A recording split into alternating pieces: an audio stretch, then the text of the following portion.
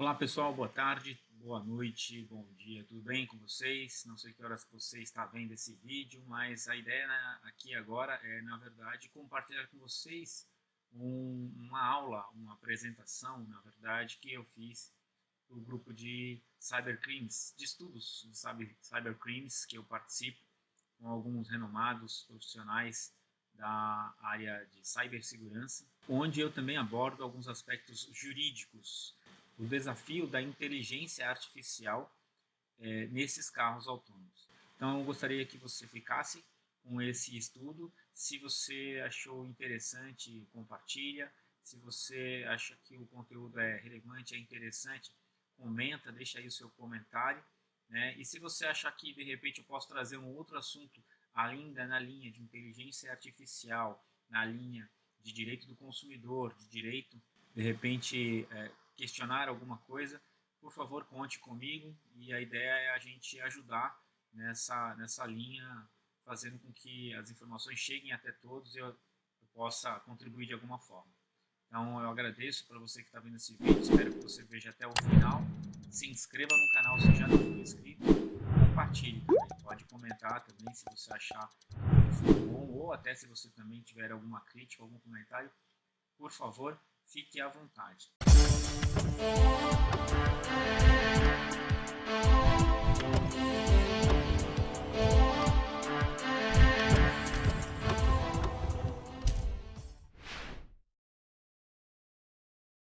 Bom, gente, então aqui a gente está falando dos crimes, dos riscos e desafios de combater os cybercrimes em carros autônomos. Primeiramente, eu gostaria de me apresentar. Meu nome é Adriano Lima, eu sou DPO pela Exim e também eu sou Risk Privacy Management Professional pela OneTrust. Também sou advogado, formado pela Unifiel em 2013 e também com especialização em cybercrimes e direito eletrônico pela Escola Paulista de Direito em 2011. Tenho uma pós-graduação em MBA nos Estados Unidos pela UCI, Universidade da Califórnia, em Irvine, e também pela FGV de São Paulo em 2003. Alinhado a tudo isso, e o meu conhecimento da área de tecnologia vem justamente da minha área de atuação, que é de ciência da computação, na Unisanta, em Santos, desde 1999. Com isso, eu tenho mais ou menos uns 20 anos de tecnologia da informação, sistemas de segurança da informação também, atuando só com segurança há pelo menos uns 15 anos, com riscos cibernéticos e também com prevenção a fraudes e a esses riscos. Atuo ainda com PCI, que é a metodologia de prevenção a fraudes em indústrias de meios de pagamentos e cartões, e também pela ISO 27001, atuando muito como auditor líder e como certificador Visa e Mastercard. Da área do direito, eu sou advogado já há 5 anos, especialista em cyber law, né, direito digital também, né, e proteção de dados, agora especificamente com a GDPR, a Lei Europeia de Proteção de Dados, e também a LGPD. Eu sou autor de livros de cibersegurança pelo Senac, né, tanto no meio da infraestrutura quanto na parte de cloud computing. Né. Então, meus 2 livros pelo Senac versam nessa linha. E eu também sou coautor do Manual de Implementação da LGPD, um livro com 10 profissionais da área de segurança da informação, coordenados aí por uma brilhante juíza, ex-juíza, a doutora Viviane Maldonado, onde a gente contribui ali com muitas informações referentes à implementação da LGPD. E eu também sou membro das comissões de compliance da OAB São Paulo, sou membro de comissões de crimes de alta tecnologia da OAB Santos e também de São Paulo, Direito e Tecnologia, e também da LEC, onde nós discutimos temas, cases, assuntos relevantes nesse quesito. Sou de Santos, eu sou santista também, de coração, né? Isso me alegra. Sou pai da Agnes, minha filhinha de 6 anos, que me motiva e me dá inspiração para eu seguir no meu projeto. E aí a gente vai aqui falar então dos riscos e desafios de combater cybercrimes em carros autônomos. Eu começo compartilhando com vocês um tema que é justamente o contexto para a gente falar desse assunto, já justamente a inteligência artificial, que é o cérebro de todo carro autônomo. E é o que nós já estamos discutindo, já existe essa discussão no âmbito internacional, e aqui no Brasil não é diferente. A discussão ela já é muito grande, né? Então a gente está buscando aí tratar desse assunto e trazer ao conhecimento das pessoas para que entendam como é que isso funciona. E para que você entenda como é que funciona, a inteligência artificial ela é formada por computação. Basicamente, né, ela tem ali técnicas, né, de computadores, né, é o que nós chamamos de a capacidade do computador receber técnicas cognitivas para tomar determinadas ações. Essas técnicas ou essa capacidade ela é justamente dada ou treinada, né, pelas machine learnings, ou é dizer que a máquina de aprendizado recebe essas informações, onde ela então passa a dar tarefas para que a máquina execute, né? Então a machine learning ela é na verdade um conjunto de técnicas que se aprimoram com a experiência, né? E aí, num outro nível mais profundo, nós temos as networks, as neural networks, ou as redes neurais de computação, que aí a gente poderia dizer que seria a estrutura básica do cérebro, né? Que seria onde o conjunto de machine learnings compõe essa estrutura cerebral desses dados. É um tipo de rede para controlar toda essa estrutura neural. E mais fundo ainda, nós temos o que nós chamamos de Deep Learning, ou aprendizado profundo. E o que é Deep Learning? O que é esse aprendizado profundo? É justamente outro conjunto, né, um conjunto mais aprofundado de técnicas de Machine Learning, eficientemente para tratar todos os dados não estruturados. Então, essa aqui é uma composição básica, né, para dar um contexto do que é a inteligência artificial. Nós temos nesse sentido da inteligência artificial muito ainda para se melhorar, né? Nós temos a maioria das inteligências artificiais, elas não são totalmente inteligentes. Elas fazem exatamente o que são treinadas para se fazer. Uma das causas mais comuns para a inteligência artificial ter um resultado ruim é devido justamente ao que nós chamamos de bias, ou BIAS, ou erros humanos aplicados a situações que não foram aplicadas corretamente na hora de se treinar a machine learning. Isso também significa que a inteligência artificial ela pode ser uma valiosa ferramenta e faz algumas coisas muito melhores que um humano faz. Tão logo seja especificada a tarefa corretamente, ou seja, é dizer que se você ensina a máquina direito, ela vai executar aquela tarefa corretamente. Se você ensina a máquina errada, ela vai executar a tarefa errada, correto? Um exemplo disso, o que aconteceu na Amazon em 2018, né, com uma conta da Amazon, que ela construiu uma inteligência artificial que avalia candidatos, né, que se aplicaram a oportunidades de trabalho. Essa ferramenta, essa inteligência artificial, ela analisou 10 anos de contratações que foram dominadas por homens. Então, ela iniciou uma penalização dos CVs, dos currículos, que incluía, na verdade, a palavra mulher, e rebaixava todas as graduações das formações das mulheres. Ou seja, é dizer, né, que a grosso modo a gente pode dizer aqui que a Amazon criou uma inteligência artificial que não gostava de mulher. Imagina como que seria isso nos dias de hoje, né? Não seria admissível? Na verdade, já não era. Em 2018 isso foi uma situação bastante embaraçosa aí para a Amazon. Aqui eu trago um contexto para vocês, uma citação do Alexandre Lima de Souza, trazendo o significado do bias para entendimento melhor, né, dos colegas aí. Né? É uma metodologia de desenvolvimento em hipermídia para pesquisadores. Né? Ela, na verdade, é dividida em 4 fases sistematizadas, que ao final gera documentação pronta para o início dos procedimentos de programação.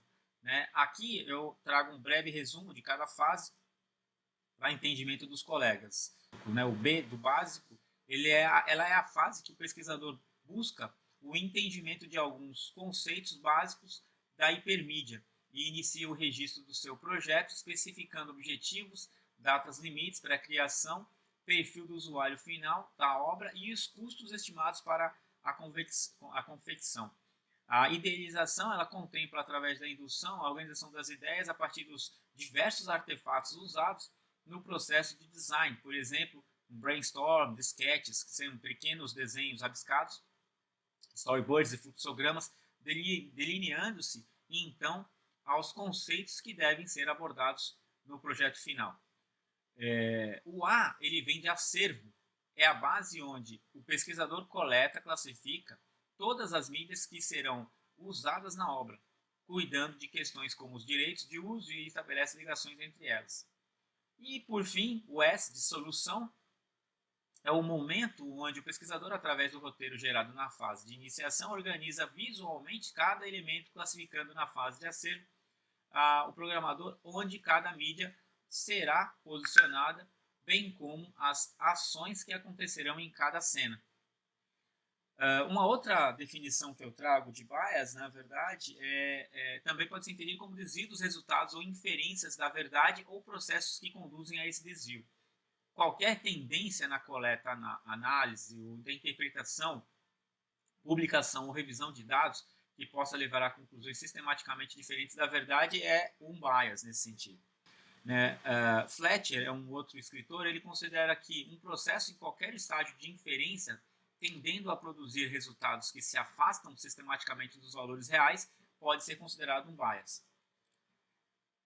E aí, aqui eu compartilho com vocês algumas telas da F-Secure, uma solução de antivírus muito conhecida que eu tive o prazer de trabalhar alguns anos atrás e que o vice-presidente de inteligência artificial fez uma apresentação muito interessante apresentando alguns usos maliciosos da internet, da inteligência artificial, as necessidades de proteção ou não da inteligência artificial e o uso da inteligência artificial para a segurança. Eu vou deixar na descrição depois do vídeo o link para essa apresentação, e aí, caso tenham mais interesses, vocês podem acessar e conhecer um pouco mais.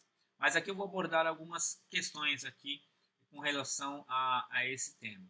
Eu faço aqui, na verdade, um quiz, né, com vocês aí nos comentários. Pode, de repente, depois responder o quiz e compartilhar comigo as suas dúvidas. Mas a pergunta que fica é: quando que nós veremos ataques cibernéticos com inteligência artificial?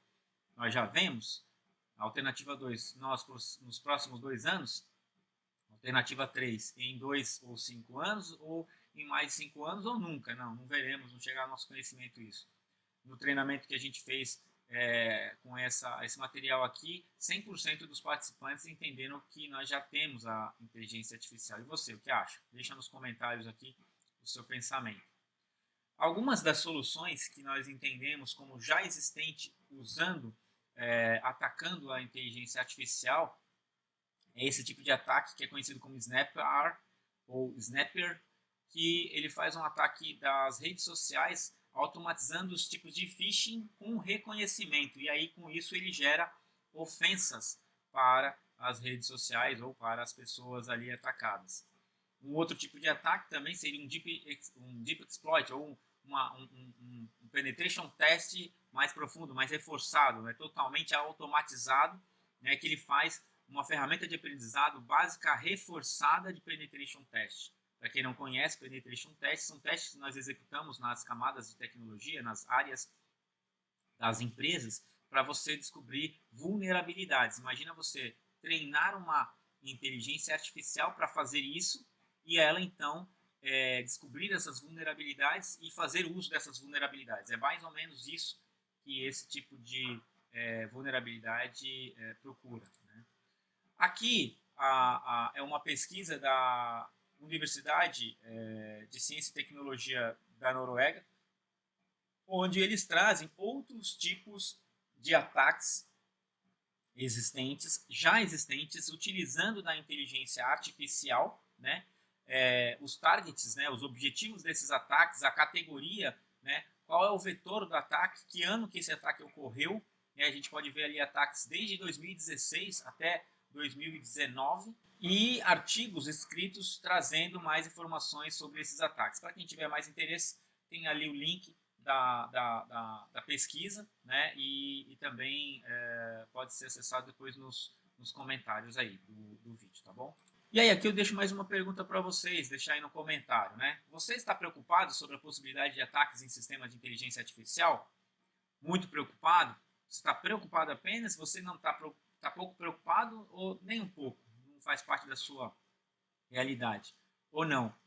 Você nunca imaginou, não faz nenhum tipo de sentido isso para você, está longe da sua realidade? Responde para mim aí nos comentários, né? E essa pergunta aqui ficou dividida entre muito preocupado e preocupado entre os nossos participantes do nosso curso. E aí, falando da proteção da inteligência artificial, você sabia que a inteligência artificial ela é um software?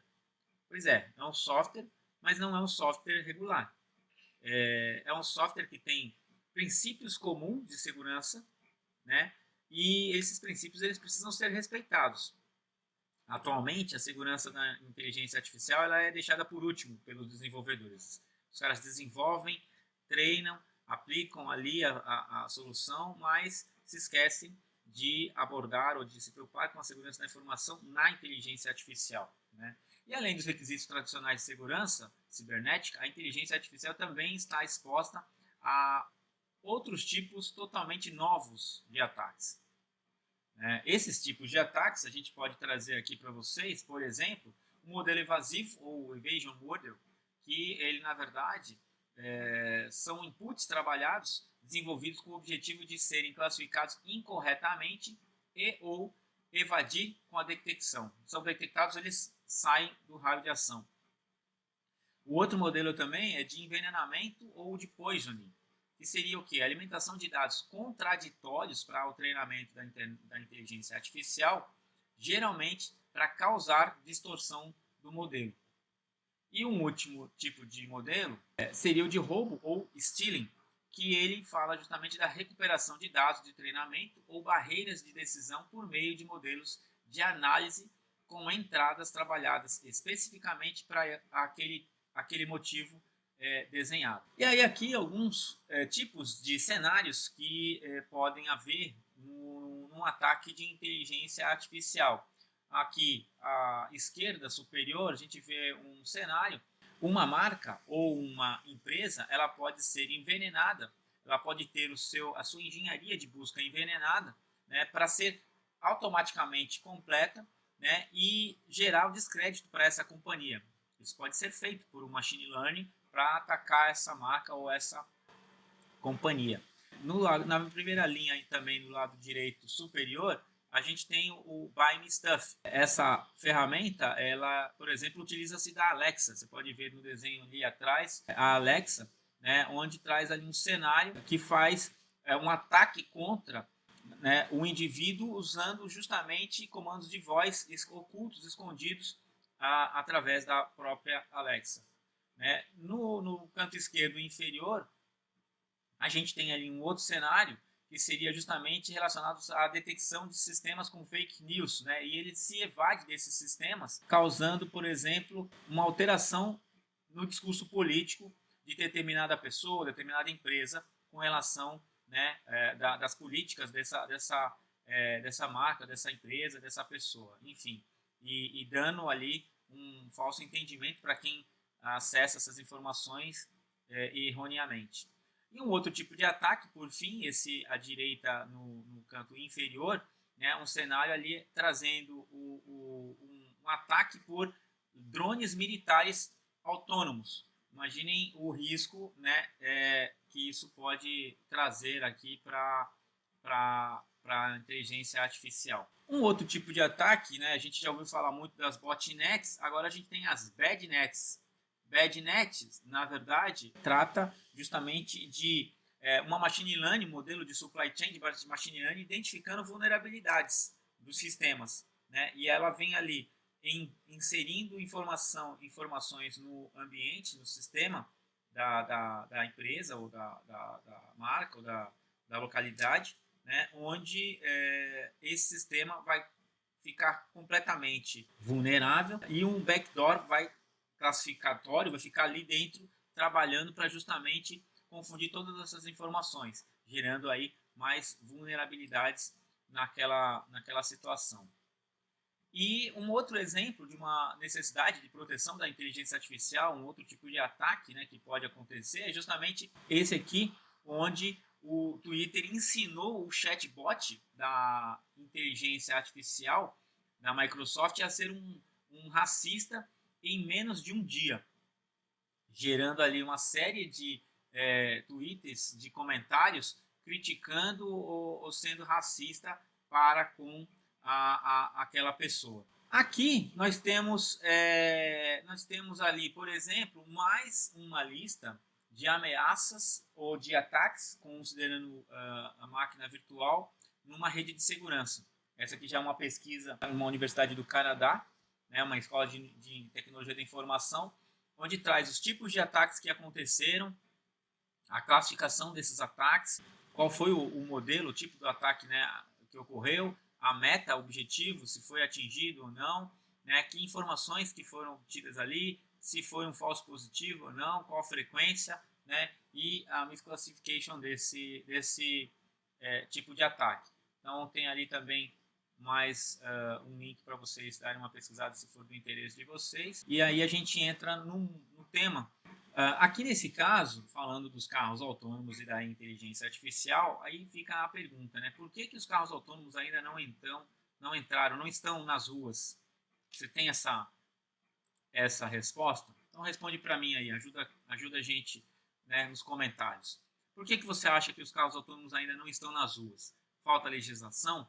Falta infraestrutura? Falta segurança ou é um alto custo? Falta dinheiro para essa aquisição? Ou você é do tipo que já tem um carro autônomo? Pois é, então deixa aí os seus comentários e vamos aqui então trazer um pouco de luz para essas perguntas. Bom, precisamos primeiro pensar sobre nossa definição de segurança dos carros autônomos, né? Os carros autônomos, será que eles são realmente mais seguros do que os motoristas, do que o ser humano no volante? Precisamos pensar sobre a nossa definição de segurança dos carros autônomos.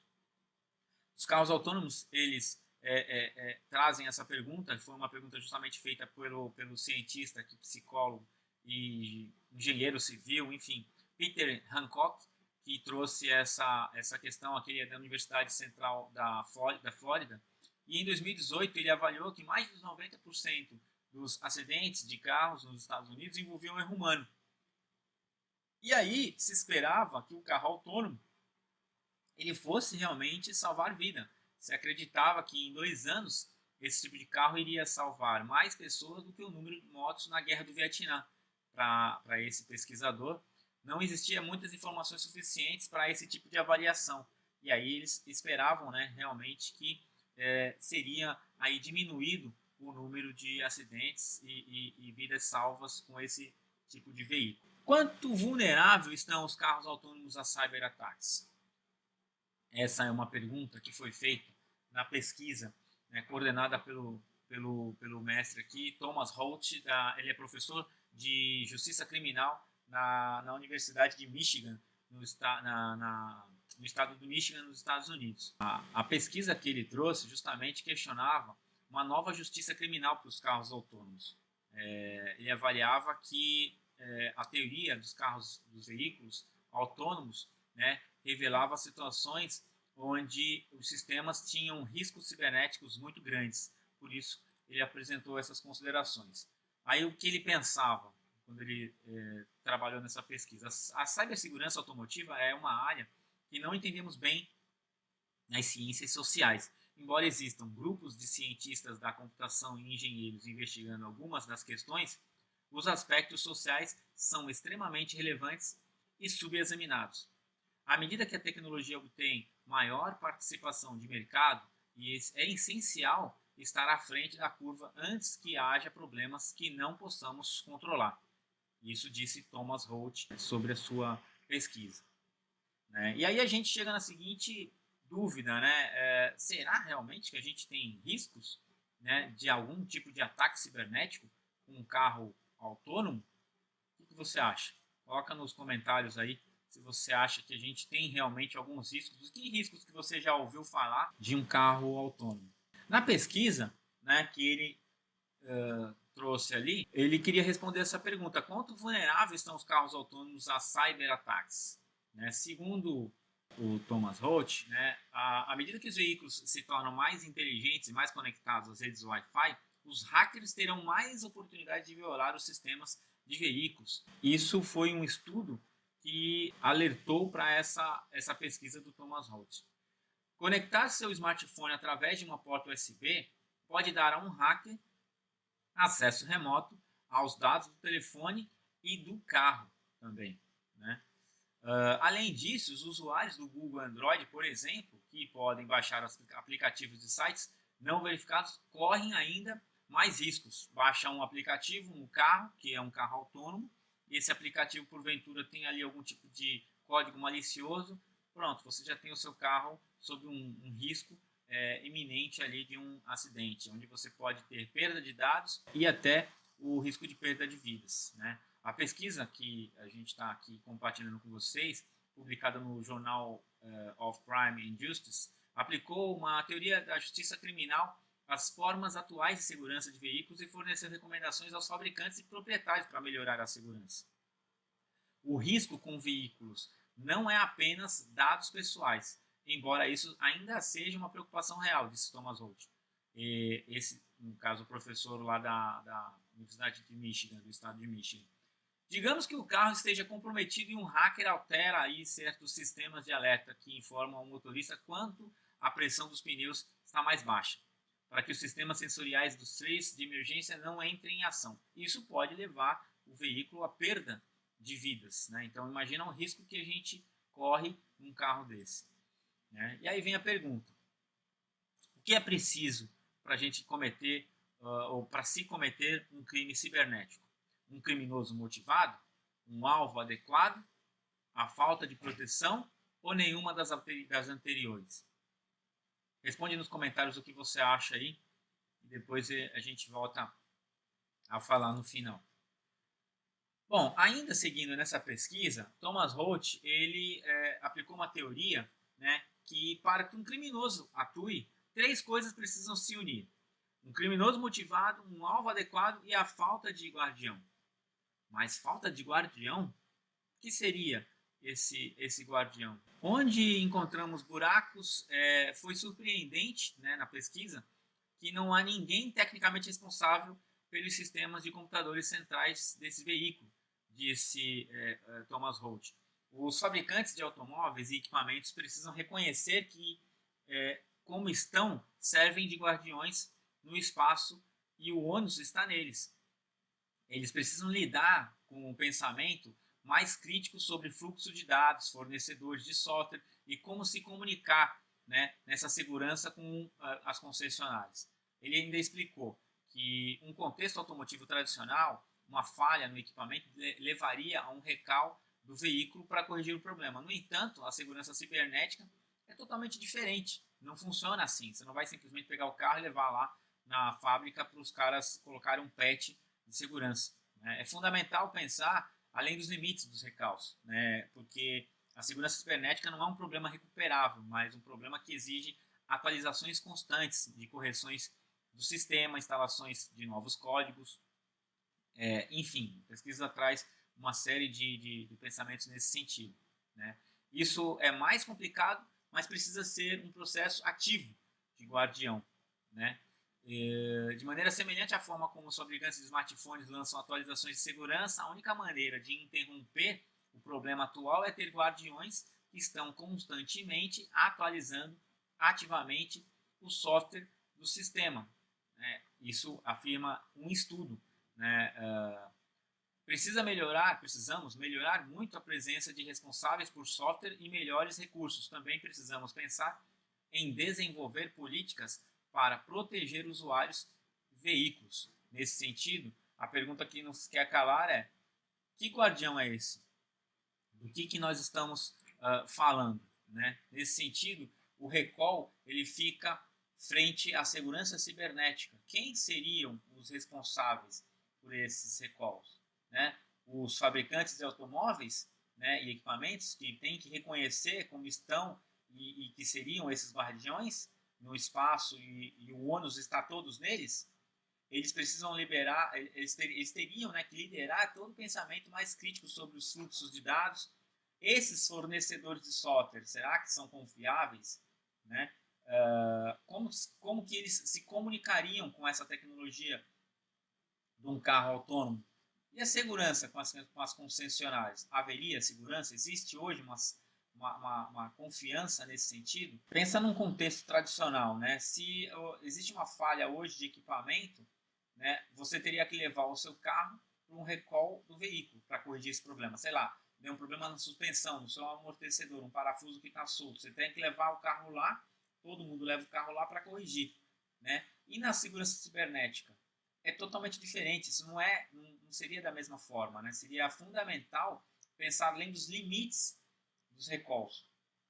Porque a segurança cibernética não é um problema recuperável. Né? Como eu já disse antes, exige atualizações. Essas atualizações elas precisam ser constantes. Novos códigos são escritos. Se esses códigos são seguros, de onde que vem, quem que está escrevendo esses códigos, foi testado antes. Tudo isso precisaria ser repensado para isso poder entrar, né, em vigor. É um processo muito mais complicado e precisa de um ativo, de um processo muito ativo de guardião por essas informações e por todo esse processo. E aí, por isso, vem a pergunta de quem que é a responsabilidade. O recall seria como se fosse uma atualização de patches para o carro. As responsabilidades pelas atualizações de segurança seriam de quem? Dos fabricantes ou dos clientes? Né? Como a gente sabe, nem todo mundo atualiza seus smartphones, seus computadores quando deveriam. Você atualiza seu computador sempre que sai uma nova versão, uma nova atualização? E o seu smartphone também? Né? Tem uma série de outros problemas, às vezes não tem nem espaço para você atualizar o seu smartphone, você deixa ali a última versão. Até que ponto os fabricantes podem fazer nesse sentido? E os clientes, eles vão se responsabilizar com isso? Ou eles vão cobrar dos fabricantes? Né? Então, o cliente tem um papel importante na proteção desses carros também, né? Mas nós não podemos esperar que todo proprietário de veículo vá a uma concessionária toda vez que houver uma atualização de segurança, mas assim que os guardiões encontrarem uma maneira de torná-la mais acessível, eles serão os responsáveis por proteger seus veículos e eles próprios. Né? Imagina o próprio motorista dependendo do fabricante para atualizar essa tecnologia. É um desafio e tanto. Né? Thomas Holt diz ainda o seguinte, que não demorará muito para que todos os veículos tenham recursos inteligentes. Nós já vemos por aí. Ele teme só que sejam necessárias muitas histórias trágicas de acidentes ou violações para que as pessoas ajam. Precisamos melhorar a presença de responsáveis por software e melhores recursos. Também precisamos pensar em desenvolver políticas para proteger usuários, veículos e clientes. Ele afirma na pesquisa ainda que existem benefícios reais para carros inteligentes e recursos autônomos, mas precisamos superar os riscos antes que esses benefícios sejam perdidos. E aqui eu trago para vocês, ainda com base na justiça criminal para os carros autônomos, uns vídeos para você pesquisar depois aí por How to Hacking a Smart Car. Você pesquisando, vai aparecer esses vídeos na sua busca no YouTube. No primeiro vídeo, alguns hackers eles tomam ação no volante de um carro inteligente, um carro autônomo, e eles manuseiam, dirigem esse carro mesmo não estando ali. Notem que o motorista tira a mão do volante e ele é dominado totalmente pelos hackers. É óbvio que isso é um teste, foi feito numa área segura, né? Mas fica aí a sugestão do vídeo para vocês depois pesquisarem. Outros dois vídeos interessantes são esses dois que mostram uma alta tecnologia desenvolvida justamente para roubo de carro, né? E também de alteração de comandos do carro. De novo, um hacker ele pode desativar o freio do veículo ou até mudar comandos do GPS do carro, mudar comandos de voz, mudar o volante, desativar o volante e ele mesmo dirigir o carro, fazendo com que a pessoa possa perder a direção e, enfim, e seguir reto quando poderia fazer ou precisaria fazer uma curva. Então são vídeos aí que ficam aí para vocês depois analisarem e tirarem as suas conclusões. Comenta aqui no vídeo também o que você achou desses vídeos. E a inteligência artificial na segurança? Né? Aqui, como eu comentei da F-Secure, a gente complementa aqui que a F-Secure ela tem muitos anos de estrada, muitos anos de estudo com foco em antivírus e em soluções de proteção. Né? E desde 2010, a F-Secure trabalha com a classificação de malwares, né? Baseado, né, nos estudos, nos ataques que esses malwares causam nas tecnologias. E aí, esse estudo fez com que fosse desenvolvido um projeto chamado Projeto Blackfin, que busca justamente trabalhar com inteligências artificiais, né, de uma forma colaborativa, para justamente reduzir esses tipos de ataques e melhorar a segurança cibernética. Fica aí também na descrição do vídeo o link secure.com/project-blackfin para você conhecer mais a respeito desse projeto. Com relação aos veículos inteligentes, ainda a gente tem que falar de um novo direito que vem surgindo. Então, desde 2016, em Frankfurt, já se discute na justiça essa questão sobre os veículos eletrônicos de direção autônoma e inteligente. A discussão gira basicamente em torno das possibilidades de se reduzir acidentes decorrentes de falhas humanas com carros inteligentes. E esses carros inteligentes, a inteligência artificial, velocidade compatíveis, né, prevenção e alerta de riscos e até as avaliações técnicas do trânsito. Essa discussão ela vem aí trazer uma questão de postura ativa do motorista ou até sem a sua presença. Com controle internamente automatizado, eles seriam capazes, né, de, mediante uma tecnologia avançada, de circularem no trânsito urbano ou em rodovias usando sensores de pistas e outros mecanismos de interação através de softwares sofisticados. Muitas dessas tecnologias são suscetíveis de não serem as melhores, porquanto determinadas situações de risco de acidentes iminentes exigirem opções decisórias sobre o relevo e da ponderação humana em trato específico da dinâmica de cada evento. Né? Num contraponto, podem haver aí inúmeros acidentes decorrentes de falhas humanas que poderão ser evitados nesse sentido. Isso tudo com a mobilidade inteligente e segura no manejo computadorizado dos veículos, né, adotadas as velocidades compatíveis, a prevenção e o alerta dos riscos e as avaliações técnicas do trânsito. Tudo isso está sendo discutido já desde 2016 e vem aí à tona nessa nossa discussão de agora. E aí, seguindo nessa questão do novo direito, né, os veículos inteligentes eles precisam ser avaliados a seguinte questão: e as responsabilidades jurídicas, como é que elas ficam? Né? Em hipóteses variáveis de acidente de trânsito, como dirimir questões jurídicas simples ou complexas nesse sentido. Como é que você vai avaliar, por exemplo, as responsabilidades civil pelo dano, a responsabilidade penal nos acidentes com as vítimas ou até a ponderação de interesses? No caso da responsabilidade pelo dano civil, ela é normalmente atribuível ao proprietário do veículo, ao seu fabricante ou ainda às centrais computadorizadas do sistema de tráfego. Né? Então, isso tudo pode acontecer de acordo com quem tomou a ação errada naquele momento. Foi o proprietário do veículo, o motorista, ou o fabricante que, porventura, mandou o carro fazer um comando e o carro fez outro, ou as centrais computadorizadas do sistema de tráfego que, porventura, disse que você estava numa velocidade e, na verdade, você estava em outra. São questões que teriam que ser relevantes aí, ou melhor, teriam que ser analisadas mais tecnicamente para poder ter uma base segura para uma defesa jurídica. A responsabilidade penal dos acidentes com vítimas, né, elas seriam ali teriam que ser muito analisadas, né, e a ponderação desses interesses em uma suposta preservação dos envolvidos no acidente, quando o software não exercitar a melhor escolha ou a escolha devida entre outras questões for relevante, o software vai decidir o que fazer, né? Enquanto isso, os veículos inteligentes já se acham em testes bem-sucedidos, o que levarão aí a seu implemento efetivo muito em breve.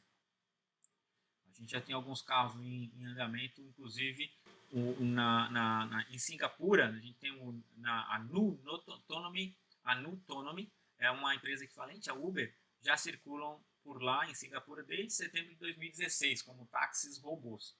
E de fato, o carro do futuro, com seus novos conceitos, está a caminho em via de circulação rápida e sua tecnologia desafia o direito a se posicionar com segurança e acertada contribuição ao volante de melhores leis. A gente precisa ter muitas coisas acontecendo.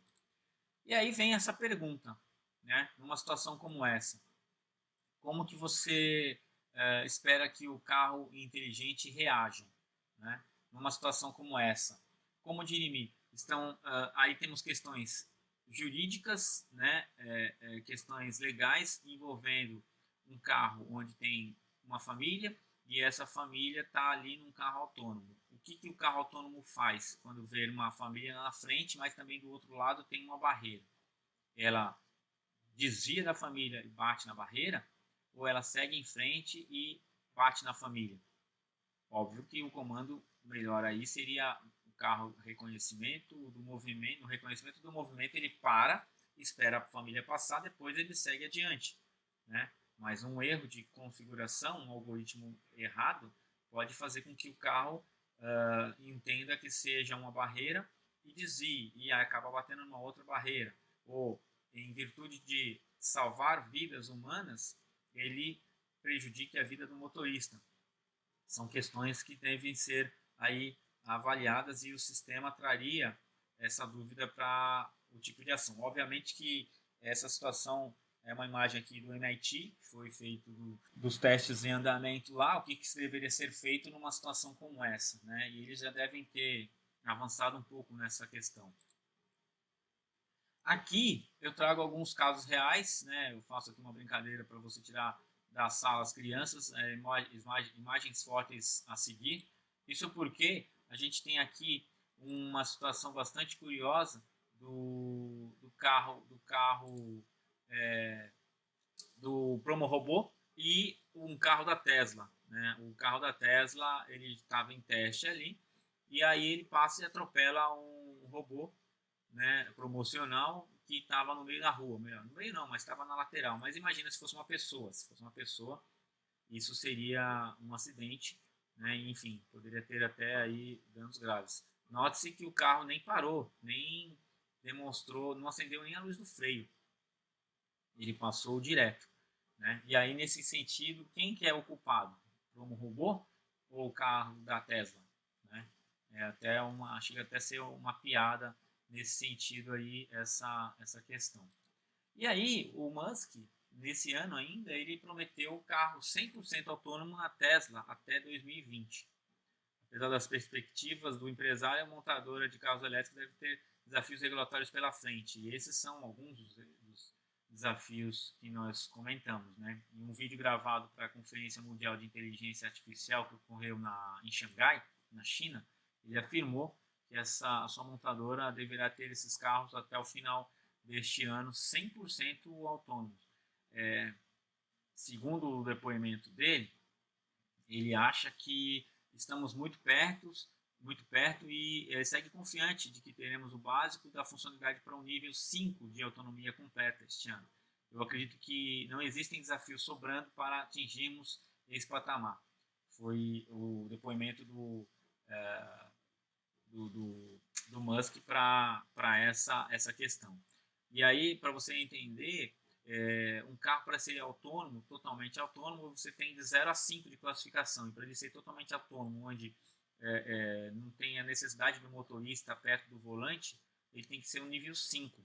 E é isso que ele diz, que acha que até o final desse ano, de 2020, ele atinge esse patamar. Eu desconfio que é um desafio grande, principalmente para o Brasil, justamente pela parte regulatória. Mas a gente vai falar sobre isso. Nesse segundo caso, quem que é o culpado? Né? Um carro autônomo da Uber não foi responsável por atropelamento, indica a polícia. Esse caso aconteceu em março de 2018, né? e foi ali, esse aqui é um inquérito policial que aponta a negligência da própria vítima, que adentrou a pista a partir de uma área pouco iluminada, 90 metros de uma faixa de pedestres.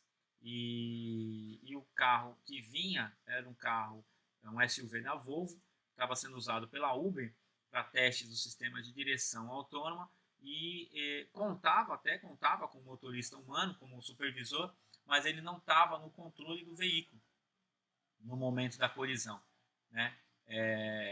Em depoimento, o motorista afirmou estar atento à rua, mas que não viu a moça, chamada Elaine Esberg, de 49 anos, atravessar a pista, percebendo então o atropelamento apenas quando a atingiu. Então, viu a imagem do robô ali? Foi muito parecido com o que aconteceu aqui. Só que nesse caso, não houve, né, da mesma forma como o carro passou ali do Tesla, passou pelo robô, o carro, aqui o Volvo, passou pela Elaine Esberg. Sendo assim, não houve tentativa de frear, né? Não houve uma ação do motorista, o que resultou em ferimentos graves. A vítima, que seria uma moradora de rua, ficou inconsciente e, infelizmente, ela morreu depois de ser levada para o hospital. O atropelamento representa, na verdade, o primeiro acidente com vítimas fatais durante a operação de tecnologia autônoma, mas não é a primeira vez que um incidente do tipo acontece durante esses experimentos. Além de pequenas colisões com participantes de eventos de exibição, um outro veículo que se dirige sozinho da Uber acabou envolvido em uma batida em março do ano passado, quando foi atingido por outro motorista em um cruzamento.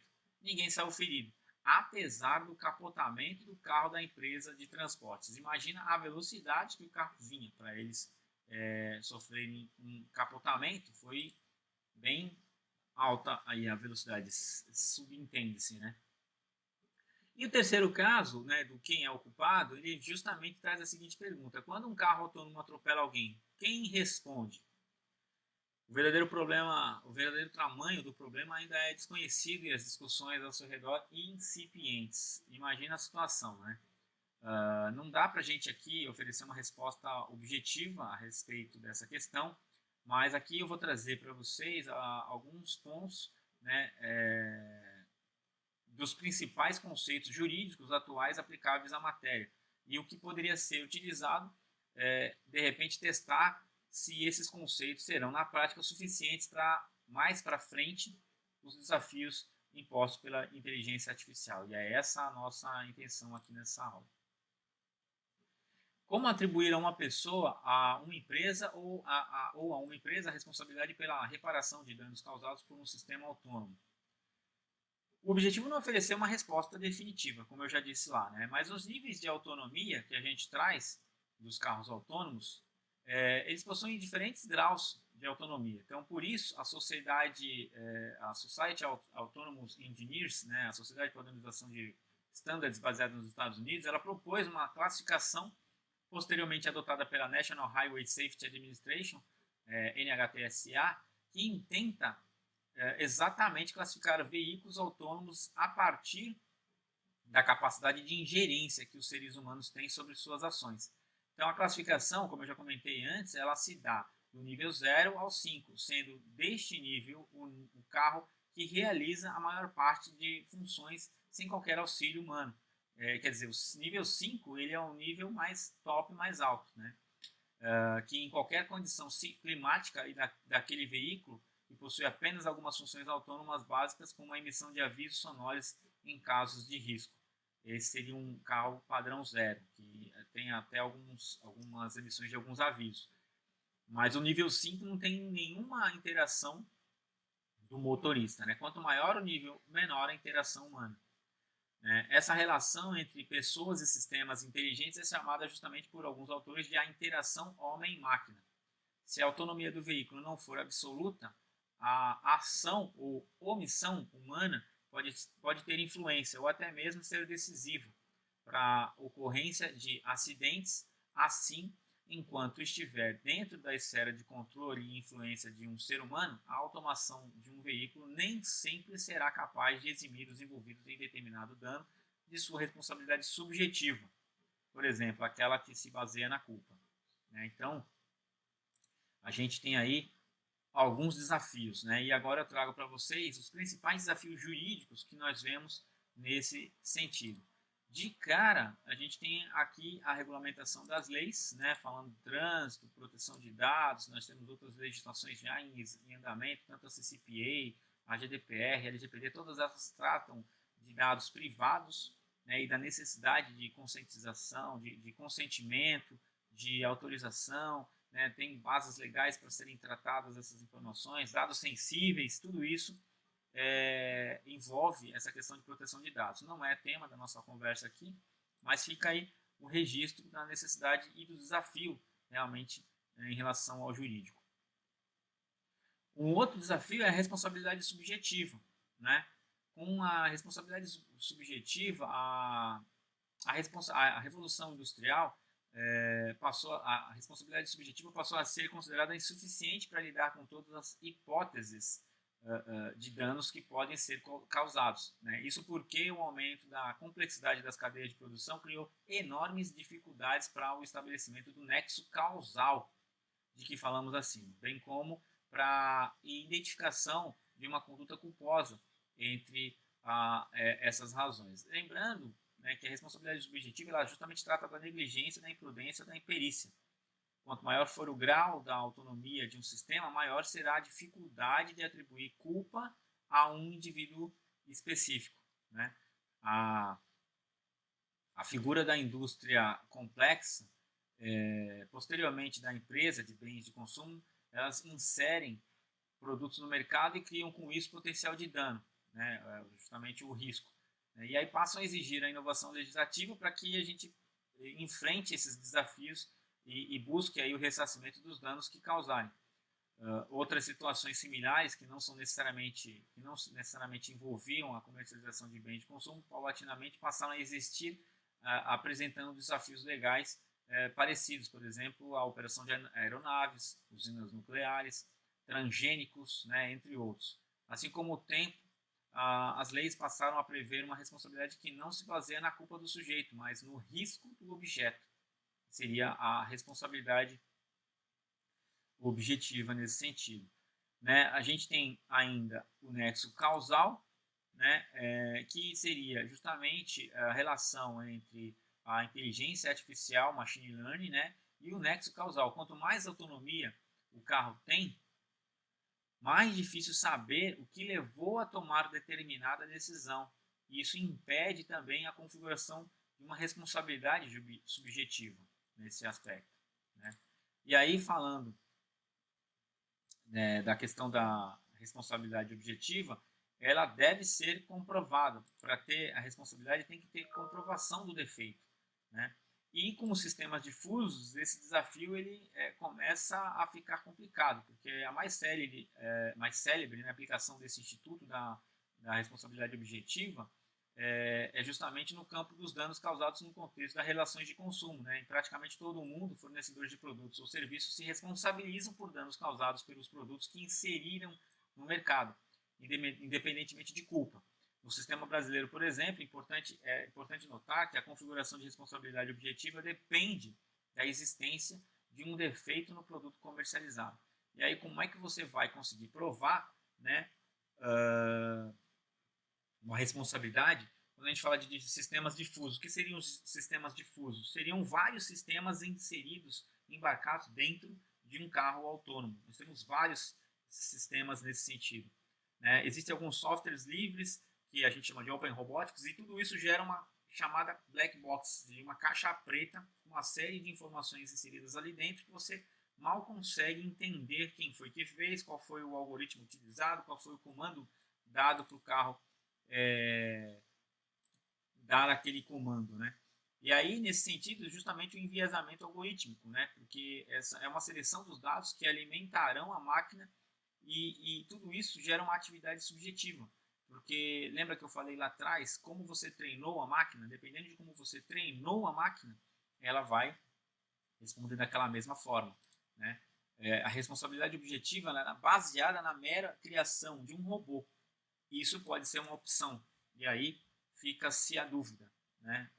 Como culpar ou quem culpar por esse dano causado.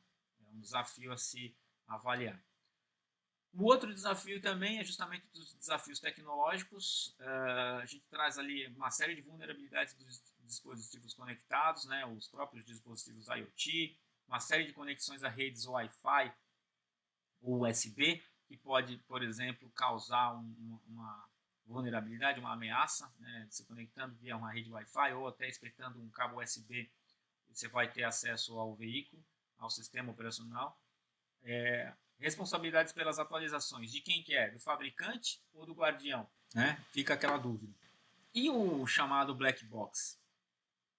É um desafio para juntar hoje provas contundentes dessas responsabilidades. Hoje, vários profissionais se enveredam por essa área da inteligência artificial, porque ela gera realmente uma curiosidade muito grande. Como você vai fazer para você gerar evidências para sanar ou para comprovar a responsabilidade por culpa, por dano ou não de alguma tecnologia, né? Já existem vários debates, né, no Brasil, justamente pelo controle dos dados pelos fabricantes com relação à privacidade de dados e a sua proteção, é uma outra questão, né? Esse debate já está sendo motivado ali por uma ação de declaratória de constitucionalidade, a ADC 51. Ela foi ajuizada pela Federação das Associações das Empresas de Tecnologia da Informação, a CESPRO, nacional. E essa associação busca justamente definir isso, essa ação declaratória, quem é o responsável por controlar, por armazenar esses dados. Imagina que todos os seus dados eles estão sob o poder do fabricante, porque ele vai ter ali acesso ao trajeto que você está fazendo, de onde você vai, para onde você foi, quantas vezes na semana, quantas vezes no dia, né? São dados sensíveis que podem ser ali manipulados. E aí, você está feliz com isso? Você está contente? Você se importaria de ter esses seus dados todos nas mãos de um terceiro? E será que fica só na mão dos fabricantes? Será que os parceiros ali que acessam as tecnologias também não têm acesso a esses dados? Enfim, fica mais algumas perguntas aí para a gente discutir. E os desafios não param por aí, né? Se a gente for falar de infraestrutura, né, a gente precisa de vias inteligentes, né? Uma questão aqui trazida pela Stella Hayrock, que ela é doutora sobre universidades inteligentes da USP, ela comenta: misturar carros autônomos e não autônomos vai gerar um grande problema de trânsito, porque a convivência pacífica entre o novo e o velho é um desafio que a gente precisa considerar. Um outro ponto também é o pior índice de prontidão para o uso de veículos autônomos. Segundo a KPMG, um estudo feito por eles aí no ano passado, nós somos o pior dos 25 países analisados para receber carros autônomos. Caímos da 17ª posição em 2018 para a 25ª no índice de prontidão para o uso de veículos autônomos em 2019. Pior qualidade em cobertura 4G é uma outra questão, né? Nós estamos entre os 5 piores em em quantidades de sedes de empresas do ramo. A gente tem pouca empresa, as poucas que tem também geram uma série de problemas, todo mundo reclama, né? E os consumidores brasileiros, por fim, aparecem em 5º lugar quando o quesito é entusiasmo com a tecnologia. Também é muito caro, né? Não dá para a gente aqui vislumbrar uma possibilidade de termos aí uma tecnologia dessa em mãos. Caminhando para o final, né, eu queria compartilhar com vocês aqui então as minhas conclusões. Né, a inteligência artificial ela tem ali diversos obstáculos à identificação de elementos fundamentais para a condenação de um indivíduo ou de uma empresa, a ressarcir danos causados por um sistema autônomo. Então são desafios que têm que ser ultrapassados antes de seguir em frente. A responsabilidade objetiva baseada na mera implementação de um robô seria uma responsabilidade próxima daquela que adotamos hoje, quando danos causados por animais, por exemplo, são trazidos aí ao conhecimento do judiciário. Então, a empresa montou o robô, criou, treinou o robô, é responsabilidade dela, então, te indenizar se caso você for vítima de um acidente. Os desafios ligados à infraestrutura tornam o Brasil um dos últimos a adotar essa tecnologia, pelo menos no que diz respeito a carros classificados no nível 4 ou 5, que são aqueles completamente autônomos, né? Lembrando que não tem motorista para interagir ali nos outros níveis, inclusive esse nível 3, ele já existe numa cidade de Fênix, onde uma empresa lá similar à Uber também, já tem essa tecnologia, mas tem um motorista ali atuando.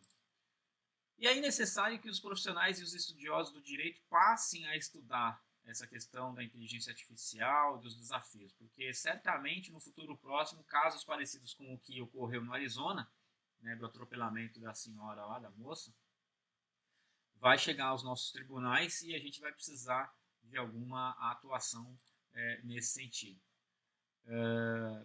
Para encerrar, eu deixo aqui um modelo, um pensamento aqui de George E. P. Box. Todos os modelos eles estão errados, mas alguns são úteis para o nosso uso. E aí, pensando também num outro modelo aqui, numa outra questão, a tecnologia da informação, ela não é a inteligência artificial, ela não é uma bala de prata para resolver todos os nossos problemas, mas ela está aí e nós precisamos conviver com elas. Então, é bom que a gente se adapte e se enquadre nessa questão aí. Eu deixo para vocês aqui os meus contatos, fico à disposição, né, para dúvidas nos comentários, qualquer tipo de questionamento, fiquem à vontade. Se você chegou até aqui, eu agradeço por você ter assistido esse vídeo até o final. Peço aí a você para que curta o canal, compartilhe essa apresentação e, por favor, fique à vontade para você deixar nos comentários se você gostou, se você acha que o assunto é interessante, se de repente a gente pode trazer outros assuntos para conversar, e fazemos isso sempre que possível. Ok, gente? Muito obrigado e até a próxima.